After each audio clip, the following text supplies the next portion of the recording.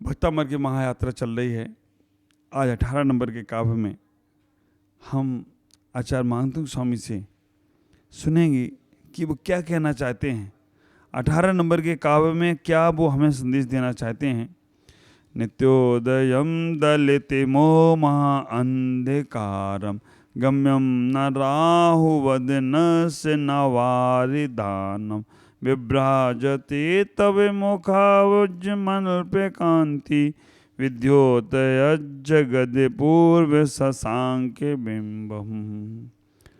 आचार्य महांतुंग स्वामी उस जेल के कारागार में बैठकर आदिनाथ की स्तुति करते हुए कह रहे हैं, नित्योदयम, हे भगवान हमेशा, उदयम माने उदित, दलित मोह महा अंधकारम, दलित माने फैला हुआ, मोह माने भ्रमित भ्रम, महा अंधकारम गहन अंधकार, गम्यम न राहु बदनस न भारिदानम, गम्यम विषय ना नहीं, राहु बदनस्य, हे भगवान राहु के मुख का नहीं, वरदानम जल से पूर्व मेघों के द्वारा विभ्राजते सुशोभित है।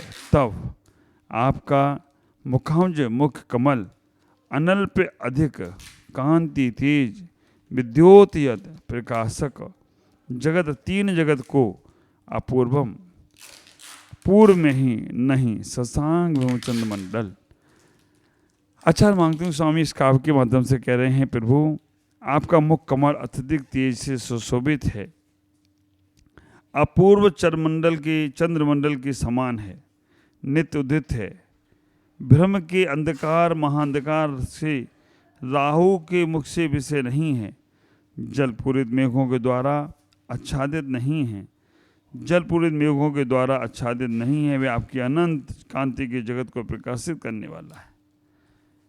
कहने का तात्पर्य है, आचार्य महांतुंग स्वामी कह रहे हैं, भगवान चंद्रमा जब उदय में आता है, वो चंद्रमा को राहु भी ग्रसित कर लेता है, वो चंद्रमा को बादल भी, जब मेघ वाले बादल आए तो वो ग्रसित कर लेते हैं। लेकिन आप ऐसे चंद्रमा हैं कि जिनको राहु भी ग्रसित नहीं कर सकता है और जिनको बादल भी ग्रसित नहीं कर सकते हैं। एक ऐसा चंद्रबिंब है आप।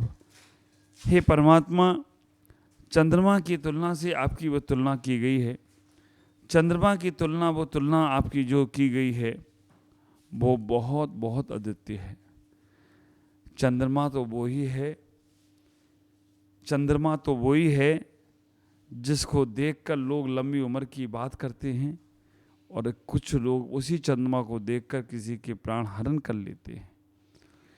चंद्रमा तो वही है जो शुक्ल पक्ष में बढ़ता बढ़ता होता है और किस पक्ष में घटता घटता होता है। चंद्रमा तो वही है, लेकिन उसी चंद्रमा को देखकर लोग आनंदित हो जाते हैं और उसी चंद्रमा को देखकर लोग आक्रांत भी हो जाते हैं। ख्याल करना, चंद्रमा का प्रकाश, चंद्रमा शीतलता देने का प्रयास करता है, लेकिन चंद्रमा को जब कृष्ण पक्ष का चंद्रमा आता है तो घटता घटता घटता घटता अमावस्या में वो चंद्रमा लोप हो जाता है। हे भगवान, आप वो चंद्रमा हैं जो ना कभी घटते हैं ना जब कभी बढ़ते हैं। आप वो चंद्रमा हैं जो हर किसी को जीवन प्राण आयु देते हैं। हे भगवान, आप वो चंद्रमा हैं जिसके माध्यम से लोग शीतलता की प्राप्ति करते हैं। वैसे तो कहा जाता है, शशि तापम गंगा पापम कल्पवृक्ष अभिशापम।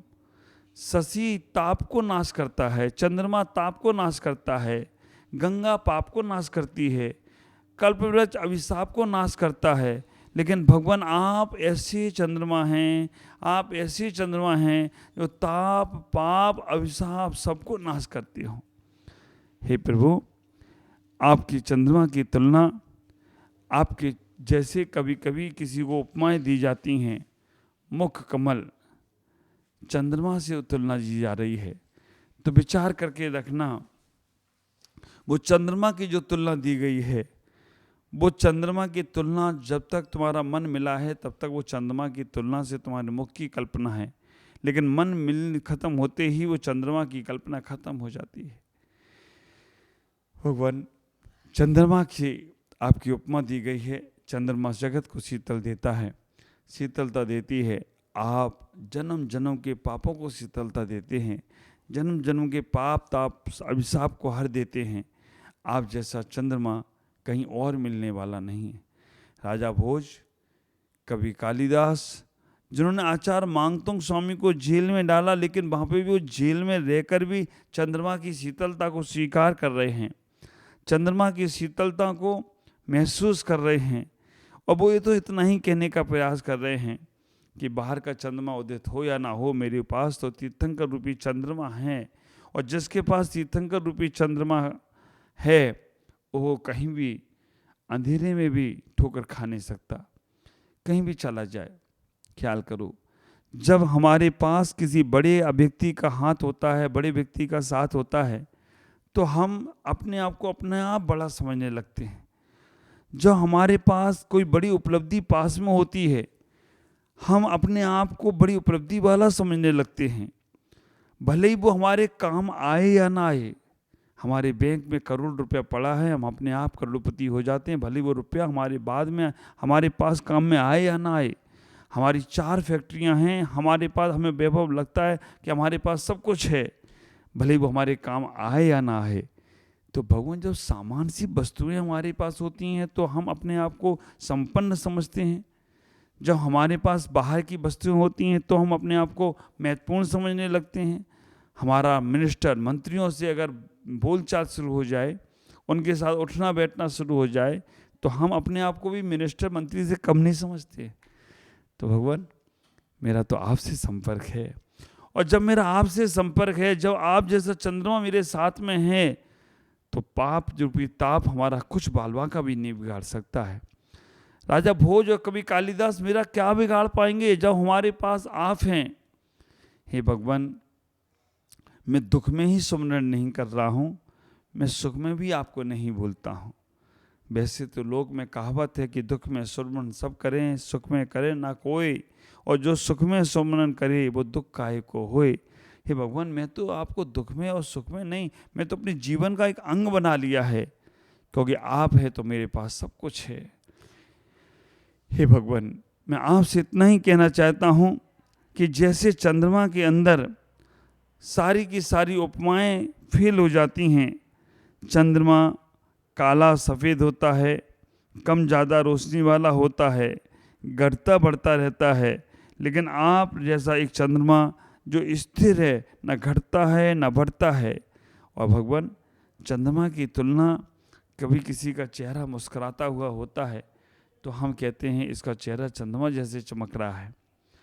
आप विचार करके रखना, मुस्कुराते चेहरे में भगवान की मूर्त दिखती है, और वही चेहरा अगर गुस्से में तमतमा जाए तो उसमें शैतान की सूरत दिखती है।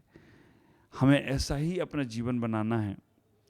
हमें आज इस काव्य के माध्यम से इतना ही सोचने का प्रयास करना है कि संसार के पाप, संसार के ताप उसे ही ग्रसित करते हैं जिसको राहु और केतु चंद्रमा को ग्रसित करता है। लेकिन जो परमात्मा का साथ पकड़ता है, भगवंतों का साथ पकड़ता है, गुरुओं का साथ पकड़ता है, उसे राहु केतु जैसे ग्रह भी परेशान नहीं करते हैं, क्योंकि उन्हें मालूम है राहु और केतु कभी कभी ग्रसित करेंगे, लेकिन जिसके पास चंद्रमा का प्रकाश है उसे कोई भी ग्रसित नहीं कर सकता। चंद्रमा जैसी शीतलता, चंद्रमा जैसा प्रकाश। बाहर का चंद्रमा तो अमावस्या में काला होता है, लेकिन परमात्मा रूपी चंद्रमा कभी उसको अमावस्या और ग्रहण लगते नहीं हैं। और जो परमात्मा का भक्त होता है, परमात्मा को मानने वाला होता है, उसे राजा भोज और कवि कालिदास कभी ग्रसित नहीं कर सकते। यहाँ कहना ये चाह रहे हैं, आत्मा हमारी स्वतंत्र है। शरीर को तो बंधन में डाला जा सकता है, शरीर को तो राजा भोज कवि कालिदास पकड़ के जेल के अंदर डाल सकते हैं, 1 नहीं 48 जेलों में डाल सकते हैं, लेकिन आत्मा को कभी नहीं बंधन में डाल सकते हैं। और आत्मा हमारी पूर्ण शुक्ल पक्ष के चंद्रमा के समान है, शरीर कृष्ण पक्ष के चंद्रमा के समान है। शरीर घटता है, शरीर बढ़ता है, शरीर के अंदर और भी व्यवस्थाएं बनती हैं, लेकिन आत्मा मेरे शुक्ल पक्ष के चंद्रमा के समान समझो कि हमेशा आत्मा एक ही पूर्णम की चंद्रमा के समान रहती है। उसी प्रकार से भगवान मैं आपकी भक्ति ऐसी ही करता रहूं जिससे हमारा जीवन मंगल में बना रहे, हमारे जीवन में कभी भी कोई दिक्कत ना आए। हे भगवान, कभी कोई दिक्कत आने वाली भी नहीं है। छोटे छोटे से उदाहरण आचार्य मांगतुंग स्वामी हमारे महाकाव्य भक्तामृत में दे रहे हैं। कभी वो सूर्य से उपमा करते हैं, कभी चंद्रमा से उपमा करते हैं, कभी सागर से उपमा करते हैं, कभी पशुओं से उपमा करते हैं, कभी वो अपनी बात कहने के लिए किसी का भी आलम्बन लेते हैं। आलम्बन तो एक ही लिया है और लक्ष्य भी एक ही है। मार्ग बहुत सारे हो सकते हैं लेकिन मंजिल एक ही है। वाहन बहुत सारे हो सकते हैं लेकिन लक्ष्य एक ही है कि मंजिल पे पहुंचना है। आप ख्याल करना। इसी प्रकार से आचार्य मांगतुंग स्वामी उस महाकाव्य को उदाहरणों के माध्यम से समझाने का प्रयास कर रहे हैं। कभी चंद्रमा का उदाहरण लेते हैं, कभी सूर्य का उदाहरण लेते हैं और छोटे छोटे एग्जाम्पल से केवल और केवल भगवान की भक्ति का ही यहाँ पर प्रदर्शित कर रहे हैं। भक्तांबर का काव्य भक्ति का एक काव्य है। ख्याल करो, करवा चौथ का चांद और ईद का चांद, हम लोगों ने चांद को बांट दिया। मुसलमान देखते हैं ईद का चांद तो बकरों को हलाल कर देते हैं, और हमारी सुहागिन महिलाएं अगर करवा चौथ के चांद को देख लें तो वो अपने पति की लंबी उम्र को तैयार कर लेती हैं। चांद को में कोई अंतर नहीं है, चांद तो वो ही है, लेकिन चांद को देखने वालों की दृष्टि अलग है। आप विचार करके रखना, परमात्मा में कोई अंतर नहीं है, परमात्मा तो वो ही है। अगर हम उनको देवादिदेव के रूप में मानते हैं तो समझ के रखना वो हमारे सम्यक दर्शन में कारण बनता है। और अगर हम उनको कुल देवता के रूप में मानते हैं, दूसरे लोग मान रहे हैं तो हम भी मान रहे हैं, तो समझ के रखना ये तुम्हारा मिथ्या दर्शन था, मिथ्या दर्शन है और मिथ्या दर्शन ही रहेगा। इसलिए उन परमात्मा को अपने समझने का प्रयास करो। चांद की उपमा दी गई है यहाँ पर। आप लोग भी कई बार चांद की उपमा दे देते हो जो आपको बहुत ज़्यादा स्नेह वाला लगता है, बहुत ज़्यादा प्रेम वाला लगता है। कभी कभी देख कह देते हो आप भी कि आप भी मुझे चांद जैसे दिख रहे हो। मैंने भी 4 पंक्तियाँ अपने गुरुदेव के संबंध में लिखी थी। सूरज को देखा तो आग नज़र आती है, सूरज को देखा तो आग नज़र आती है, चंदा को देखा तो दाग नज़र आते हैं, सागर को देखा तो झाग नज़र आते हैं, लेकिन जब से गुरुवर को देखा तो नई फाग नज़र आती है। ऐसे गुरुवर के चरणों में श्रद्धा से चीज झुकाते हैं, क्योंकि वो गुरुदेव जो चंद्रमा में दाग है, सूरज में आग है, समुद्र में झाग है, लेकिन गुरुवर में एक नई फाग है, और जहाँ चरण रखते हैं वहाँ त्योहार जैसा दिखता है। और इसीलिए मैं कहना चाहूँगा कि चंद्रमा में दाग है लेकिन भगवंतों में, गुरुओं में कोई दाग नहीं है। कभी भी चंद्रमा से उनकी उपमाएं ना दी जाएं, गुरुओं की उपमाएं चंद्रमा से ना दी जाएं, क्योंकि चंद्रमा से उपमा देते हैं तो समझ के रखना कि हम उनमें भी कोई ना कोई दाग लगाने का प्रयास कर रहे हैं। हाँ, चंद्रमा के जो गुण हैं, चंद्रमा के गुणों से उनकी चंद्रमा हो ये नहीं, चंद्रमा के गुण। चंद्र ग्रहण जब लगता है हिंदू संप्रदाय में लोग उपवास करते हैं। क्यों? क्योंकि चंद्र ग्रहण जब लगता है तो हिंदू संप्रदाय में उपवास करते। क्यों? क्योंकि चंद्रमा अमृत की वर्षा करता है, और जो चंद्रमा और अमृत की वर्षा करता है, रात्रि में चंद्रमा जब उदित होता है तो फल फ्रूट सब्जी जितना भी वनस्पति है उनको अगर ऑक्सीजन, आप लोग क्या दे रहे हो फल फूल को? ख्याल करना, आज का आदमी, आज का इंसान, आज का मानव, जितनी वनस्पति हैं सबको कार्बन डाइऑक्साइड दे रहा है और उनसे ऑक्सीजन ले रहा है। उन पेड़ पौधों को ऑक्सीजन कहाँ से मिला? चंद्रमा से मिला। और अगर आप देखना जिस दिन चंद्रग्रहण पड़ता है उस दिन वो लोग उपवास करते। क्यों करते? क्योंकि उन्हें ऑक्सीजन नहीं मिला, और अगर उस दिन फिर फल फूल खाई अगर भोजन करते हैं तो कार्बन डाइऑक्साइड अपने अंदर जाएगी तो वो जहर का काम करेगी। इसलिए उसका उपवास का प्रावधान हिंदू संप्रदाय में आया है कि चंद्र ग्रहण पड़े, सूर्य ग्रहण पड़े तो उपवास करना। क्योंकि उपवास इसलिए करना क्योंकि उसके अंदर अब ऑक्सीजन नहीं है, वो फल फ्रूट सब्जी सब विषाक्त हो गई हैं। ख्याल करो, उनके अंदर अगर चंद्रमा उदित नहीं होता है तो उसके अंदर फल फ्रूट में ऑक्सीजन नहीं आती है। लेकिन मानतुंग आचार्य कह रहे हैं हमारे अंदर भगवान वो चंद्रमा उदित हुआ है जिसमें दाग भी नहीं है और जिसके अंदर हमेशा ऑक्सीजन मिलती ही रह रही है, कभी कार्बन डाइऑक्साइड मिली ही नहीं है। और वो तभी होगा जब भक्ति के जल से आप अपने जीवन में श्रद्धाओं के ताप से, आप अपने जीवन में संयम के मार्ग से आगे बढ़ेंगे तो आत्मा रूपी चंद्रमा तुम्हें हमेशा ऑक्सीजन देने वाला काम करेगा। और अगर आपने उस भक्ति का रस, भक्ति का जल, श्रद्धाओं की, आस्थाओं की ताप और संयम का मार्ग नहीं पकड़ा तो तुम्हारा आत्मा भी कलंकित करके रहेगा, तुम्हें कलंकित करने का प्रयास करेगा। आप आगे बढ़ने का प्रयास करें, चंद्रमा से इतना ही सोचने का प्रयास करें कि ये चंद्रमा हमें जब ऊपर आता है आसमान में तो बहुत सारी ऑक्सीजन देता है। हमें अपने जीवन में परमात्मा रूपी चंद्रमा का भी एक बार ख्याल करना है। वैसे देखा जाए भारत क्षेत्र के अंदर जहाँ हम लोग रहते हैं 2 चंद्रमा हैं, 2 सूर्य हैं। पूरे 2.5 द्वीप में देखे जाएं तो 72 चंद्रमा, 72 सूर्य है। पूरा मध्य लोक में देखा जाए तो बहुत चंद्रमा, अनंत चंद्रमा है, अनंत सूर्य है। और आपको आश्चर्य की बात होगी, सूर्य का परिवार नहीं है, चंद्रमा का परिवार है। हमारे आचार्यों ने ग्रंथों में कहा है एक चंद्रमा के परिवार में एक सूर्य होता है, 27 नक्षत्र होते हैं, 88 ग्रह होते हैं, 66,99,000 लगभग समथिंग तारे होते हैं। चंद्रमा का ही परिवार क्यों कहा, सूर्य का क्यों नहीं? आप विचार करके रखना, परिवार महिलाओं से चलता है। पुरुष तो बाहर से पैसा लाकर दे सकता है, पुरुष बाहर के काम कर सकता है, लेकिन घर को चलाने का काम महिलाएं करती हैं। तो इसीलिए चंद्रमा का परिवार कहा गया। और चंद्रमा जैसी शीतलता अगर आपको प्राप्त होती है तो आपका जीवन मंगलमय होता है।